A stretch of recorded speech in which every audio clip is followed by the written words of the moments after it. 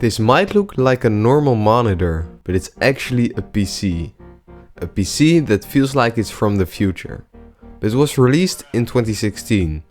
The model that I have was about 3,800 euros back then. Half of the screen doesn't work. But today we will take a look at why not a lot of people bought it and why it was amazing. Because this thing definitely works in a more interesting way compared to a computer. This is the Microsoft Surface Studio.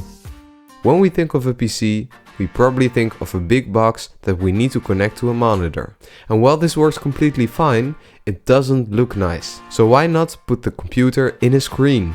And that's what an all-in-one PC does. And there are some companies making them, but the build quality of those things aren't amazing and not all of them look nice either. But the Microsoft Surface team had a great idea. Why not make one with a great build quality, a touchscreen and a hinge so you can use it like a massive drawing table. But that's easier said than done. And you can see that they put a lot of effort into this thing. The design is in my opinion amazing. The minimalistic look on the front with all the ports on the back. The power and volume buttons located on the right side for easy access. The magnetic left side to snap the pen. And the components of the PC hidden in the base. It is just one massive touchscreen that you can pull towards you, and it will stay at where you leave it. I opened up my unit and you can see the springs in there. These work together to make the screen feel like it's floating when you move it. It had an aspect ratio I wish more big monitors had.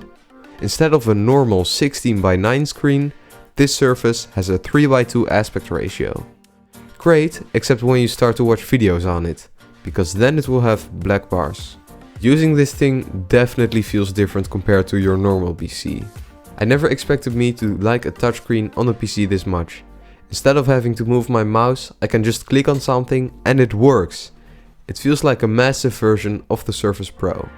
And I notice myself using the mouse a lot less often and using the touchscreen because it saves time. The screen also looks amazing. So why doesn't everyone buy one of these instead of a big PC? It is because of the price, of course. Not everyone has that much money to spend on a PC. And it is not easy for Microsoft to make it cheaper. Touchscreens are already expensive, but for a bigger screen it's even more expensive. Also, to create a unique product like this, there probably went a lot of research and development into making this machine. Which also makes it more expensive. But what for the people who do have the money? Well, if you spend a lot of money, you want something with amazing performance. And this thing just doesn't have that. When it was released, it got the specs from last year.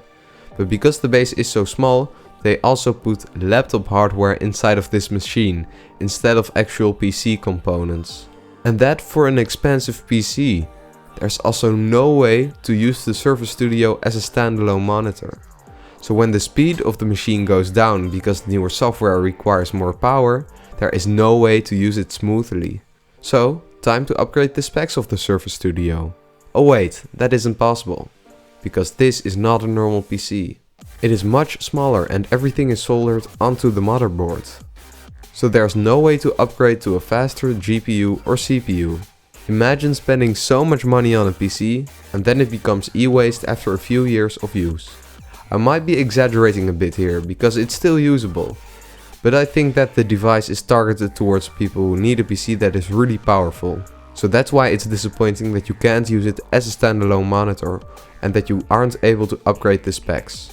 Another downside of the worse upgradability is that if something breaks, it's not easy to fix it. I tried to open the backup to disconnect and reconnect the screen connectors, and I thought maybe that would work, but it didn't. And if I want to replace the screen replacement alone costs 2,000 euros.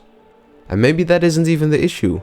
Maybe the backlight cable got broken in the hinge, or something else happened. I have no idea because I'm no expert in repairing.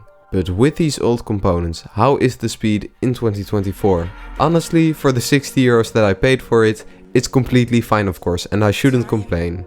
But one with a working screen is much more expensive used, and is definitely not worth buying for most people. Yes, it still works, but it doesn't work great. Programs take time to open because it's using an SSD and a hard drive combined, instead of only an SSD. Also, the processor and graphics card are just slow for anything more than doing basic things like web browsing.